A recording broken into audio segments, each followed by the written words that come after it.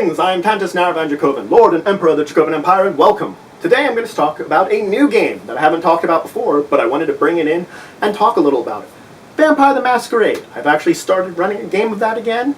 I'm going to be talking about the second edition of it. Now this is before New World of Darkness, which has changed its name, and it's no longer known as New World of Darkness. It's called something else entirely, and the Old World of Darkness back to being... It's confusing as all heck, but just think of it if you want to look it up nowadays. Look up World of Darkness. They actually have a 20th anniversary edition of this vampire book, the exact system I'm going to be talking to you about. So it is matching a lot of what I'm saying, even though I'm using the second edition. Oh, there's been little updates, but I'm only going to go over the basic rules for this game and the basic world, and that has stayed the same. So let's talk about the world today. That's what I'm going to start bringing up, is letting you know what the world of Vampire is. So the world of Vampire, you're a vampire. You're known as a kindred. You're going to have a sire, someone that made you a vampire. He basically gave you some of his blood and turned you into a vampire. Now in this world, the legends say that the vampires came from Cain, as from the biblical myth of Cain and Abel. Now Cain came, he created more vampires from him, created the second generation, like some children of his. They created children in a city that Cain had basically taken over. Cain saw that the things were breaking down as vampires were begetting vampires, and decided basically to kill as many as he could.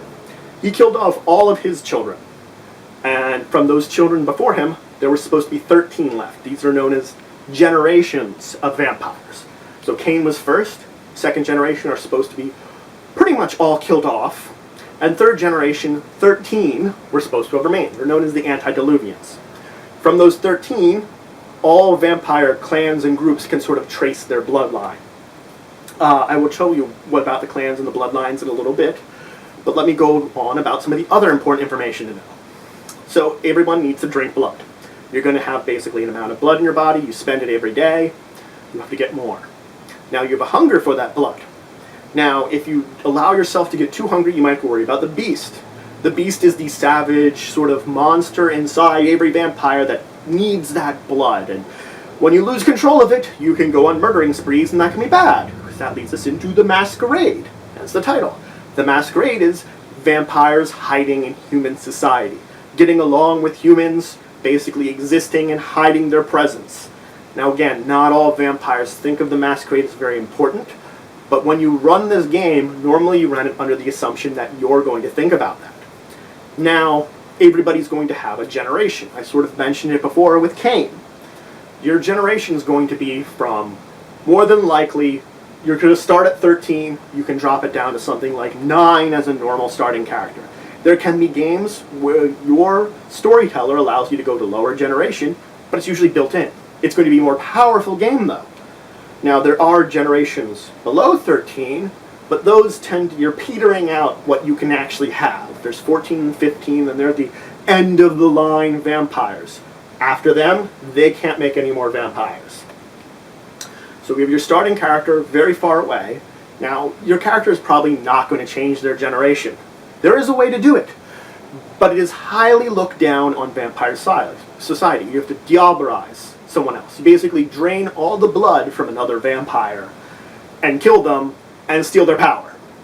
And then you get their generation. It's a little way of stealing energy from another vampire by basically devouring them, pretty much soul and all. Now there's a couple of things. Most games are going to have you play as part of the Camarilla. The Camarilla is the main group of vampires that are enforcing the Masquerade. They have their own organization of elders, which are older vampire, princes, which are people put in charge of sectors of the country or their territory that Camarilla controls. So if you're in a territory, you might have to say, announce to the prince, oh, I'm here. Hey, what's up? How's it going? I'm in your area. I'm being friendly, respectful. I'm not going to cause anything bad in your territory. There are other groups, though. The main one that you're going to probably come up with in a lot of games is the Sabbat. The Sabbat are big on vampires should rule from the shadows. That's their entire thing. The vampires, they're superior. Human are cattle. Vampires deserve to rule the world. And they sort of move towards that, the kind of shadow dictators. Now, as I said, there's the princes and the elders. But let's talk about the bloodlines of vampires. There are going to be 7 main ones you're going to choose from. Now there's a whole bunch of other clans and bloodlines which are options for starting characters. But when you talk about them, there's 7 that you want to mention first. These are the 7 that are in the book I'm talking about. I cannot remember if the 20th anniversary adds a few more, and it might, because it might mention some of the Sabbat clans, because there's certain clans which are directly related to the Sabbat. But I'm going to mention the 7 that are in this book here, because they are actually the classics. There's the Bruja. They're the brawlers, they're warriors. Think of like a bike gang member, tough person. They have more traditions that in the Middle Ages their clan was more like fighter, warrior, poets. But a lot of that's kind of died off because a bunch of those elders have gone away, and the new sort of generation of the clan is very, you know, like tough, anarchistic, beat in the face. Then you have the gangrel. The gangrel get in touch with a little bit of that animal side that the vampire has, but they also sort of revel in it. They learn to control a little better. They get abilities that they're the kind of vampire that can control that can communicate, possibly control animals. Then, of course, you have the Malkavians. The Malkavians are insane. It's fun to play a Malkavian, but also difficult to play an Malkavian, and also difficult for a storyteller to have a Malkavian. When you're a Malkavian, you are clinically insane because you have sort of seen something in the universe and understand it a little more, but it's also driven you mad. They have this sort of omniscience to them to a degree from their madness, but again, it's hidden under the fact that they're really, really crazy. There's the Nosferatu. The Nosferatu are ugly. I'm not sure if any of you have seen the old black and white movie Nosferatu, but it basically shows this really horrible looking vampire. And it's an old black and white silent movie. It is a classic. I wouldn't recommend you need to see it when you're thinking Nosferatu. But Nosferatu are basically going to have no good appearance whatsoever. They're going to be very ugly. You're going to probably be living in like a sewer or somewhere away where people don't see you, where you can hide yourself a lot better because your face is going to look terrible. They're very good at like hiding away and getting out of the way in shadows and being not seen. And that's their sort of advantage to the fact that they are horrific looking. After that, there is the Toreador. The Toreador are the artists of the vampire world. They're in touch with their artistic side. A lot of them are painters, sculptors. They do movies, poetry, television. A lot of them have, at least. Some of them not doing it as much anymore with their new night schedule. Some of them might still be in touch with their human side. Some of them maybe not, you know, things like this. But they have that artist spark to them, that they live for this kind of art to the world. There's the Tremere. The Tremere are blood mages.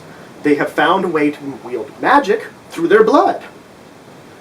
Now, I haven't talked about the other creatures that are in the world of Vampire the Masquerade. I'll talk about them in a minute. But magic exists, and the Tremere found a way to become vampires and keep their magic, which most people that use magic, when they would become a vampire, lose it. Tremere, on the other hand, they found a way to keep it. So they have this sort of magic fueled by their blood, that they can spend their blood to create magical effects. And then there are the Ventru. The Ventru are sort of the politicians or bureaucrats of the vampire world. They're in charge, a lot of them are in charge of things, a lot of princes are Ventru. You're going to see them in sort of these positions of power. Now, getting back to what I was talking about, the other groups, the first thing you're going to want to know about are ghouls. Ghouls are humans that have imbibed vampire blood without the rest of their blood being drained. Normally when you're changed, you get all your blood drained out, some vampire blood put in, you change to a vampire. If you just have no blood drained, put a little blood in, you become a ghoul. Ghouls get a little bit of vampire power, but they also, and they get a little bit that they live as long as they keep getting blood, they keep alive, but they're not full vampires. They can go around in day. So ghouls are often servants of vampires with the hopes that one day themselves can become vampires. And that's the way that ghouls work. Now there are other groups out there. There are other games related to this, because this is the World of Darkness. The World of Darkness has Vampire the Masquerade in it. There was a whole bunch of other games in it too. The two main ones you might think about are werewolves and mages. Those are the two other big groups that are normally there. Now there are a lot of other groups. There's mummies, demons, hunters, changelings, wraiths. The list goes on of other things in the World of Darkness, but again, you're going to worry about werewolves and their kindred, because there are other were creatures, and mages and their sort of affiliations of people that use magic. Anyway, So this is a little basics of the World of Darkness. Now I'm going to tell you now, it's a D10 system. You're only going to use D10s. I'll go into more depths about that next time. But for now, that's something to think about. That if you're getting into this, you need a lot of 10-sided dice. You're going to need a bunch of them. So anyway, if you like this video, leave a like. If you have anything to say, you want to talk about anything that I've talked about in this video, leave a comment below. Subscribe if you already haven't. We're always looking for more citizens. Share this video if there's anybody you think could be helped by this video or be interested in it. And until the next time, I bid you farewell.